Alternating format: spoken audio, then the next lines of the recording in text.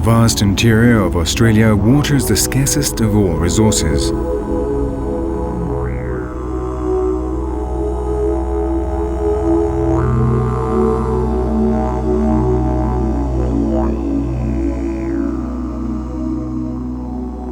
Among these ancient mountains and valleys worn away by millions of years of erosion lie the last remaining watercourses of bone-dry Australia.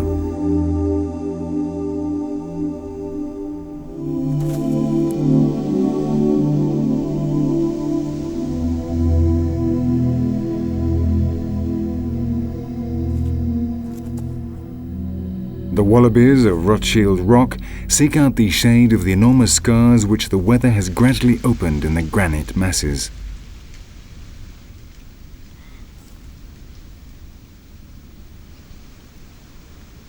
Here in the irregular passageways of the rocky maze, there is a difference of at least 15 degrees centigrade compared to the surface scorched by the sun, while in the freezing cold nights the rocks radiate back part of the heat absorbed during the day, and so they are also the wallabies' heating system.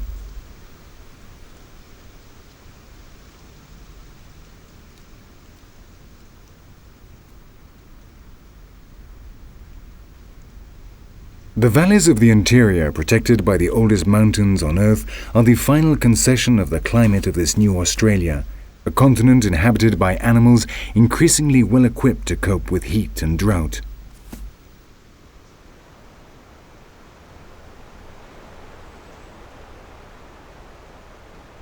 Because beyond these valleys, stretching across to an apparently infinite horizon, lies the unforgiving desert.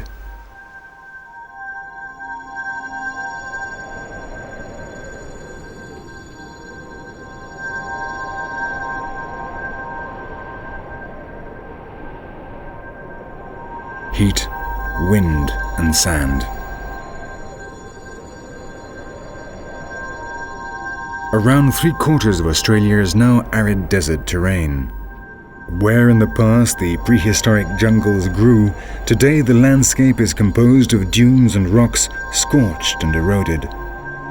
And nonetheless, the slow process which created the deserts, turned mountains into sand, also gave the marsupials time to get ready to conquer them.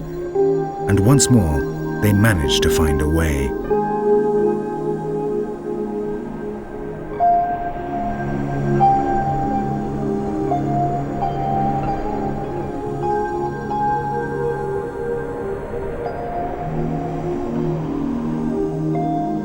Sunset, when the scorching, merciless heat finally abates, marks the beginning of activity in the desert.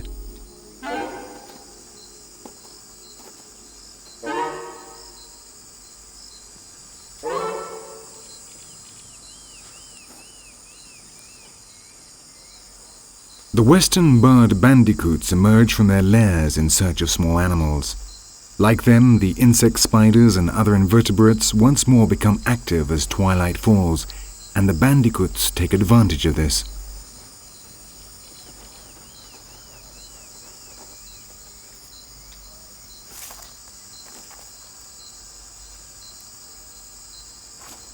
Almost all the small marsupials which live in or around the desert take advantage of the shade and protection of the scarce bushes, digging their lairs beneath them, so that the entrance to their shelters is as protected and as cool as possible.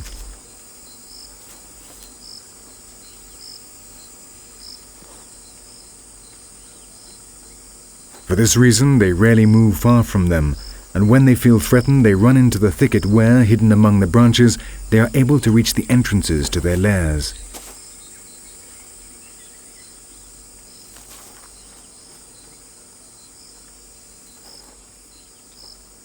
The bilbies have also come out with the fall of night.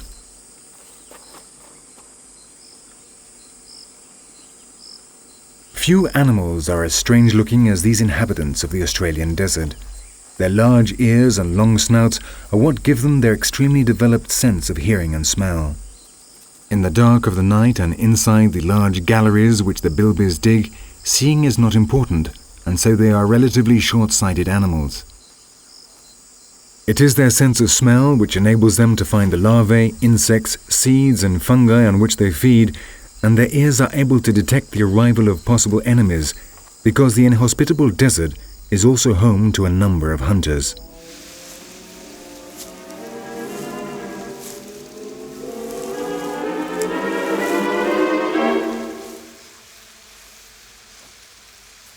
A monitor lizard is out hunting. This powerful lizard well knows the habits of the small marsupials and rodents of the desert regions and is sniffing around a clump of bushes, looking for the entrance to the galleries in which the mammals take shelter during the daylight hours.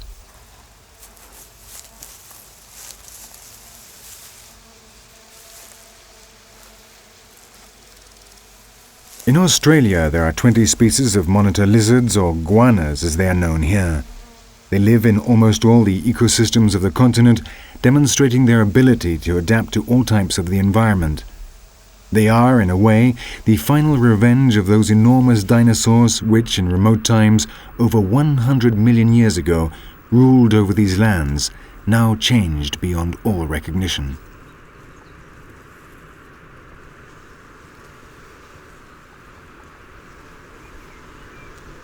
The blue-tongued lizard is much less powerful than its relatives, the monitor lizards, but evolution has ensured it is equipped to defend itself in this world of hunters and prey.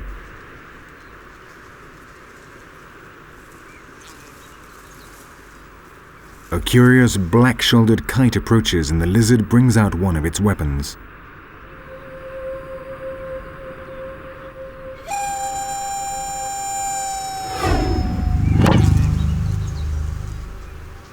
A large blue tongue, extremely threatening in appearance and, moreover, poisonous, serves to frighten off possible predators. This is not, however, the case of the black-shouldered kite, which after a brief inspection flies off. The Australian reptiles, like all the other classes of land animals, found their space within the generous and changing island in the southern hemisphere. But 50,000 years ago, a new creature arrived from the north. It was different from any of those already living here and had one devastating peculiarity. Instead of adapting to the environment, it forced the surroundings to change and to adapt to it.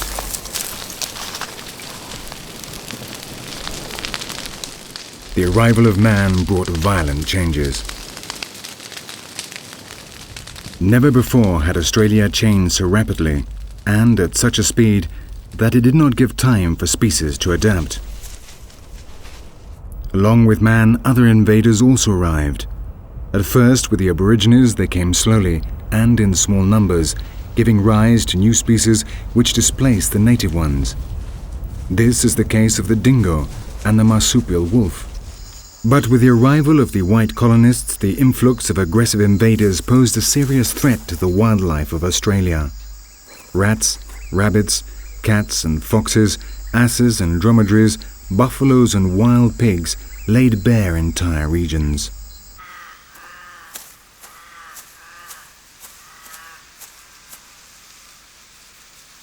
These new invasions have demonstrated the fragility of an ecosystem which for so long remained isolated, and the not too distant future may well bring yet another threat.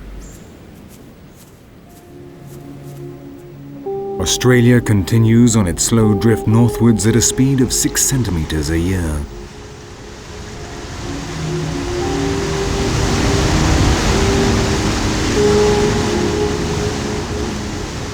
At present, a narrow strait is all that separates the fauna of the two continents. But what will happen when the animals of Asia and Oceania come into direct contact? There may well be enormous upheavals in the uncertain future of this continent. It is easy to imagine that the evolution of its landscapes and animals will undergo far-reaching changes. But probably when new specialized creatures adapt to the unique conditions of these forests or deserts, causing many of the evolutionary prototypes that now dominate Australia to die out in the farthest depths of the jungle with their Pacific and archaic way of life, there will continue to be echidnas and duck-billed platypuses. And, as in Gondwana in the distant past, there will continue to be mammals who lay eggs.